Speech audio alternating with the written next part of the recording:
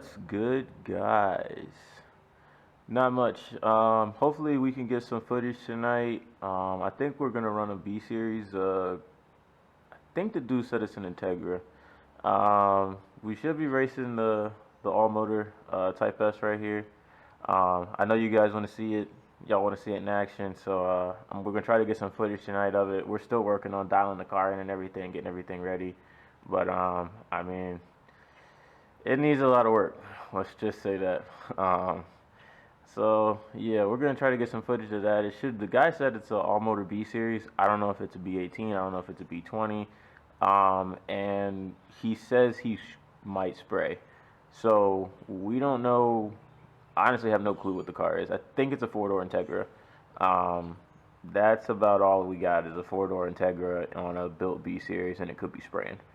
So yeah, hopefully we'll get some footage up that tonight when that goes down. If it does go down, who knows?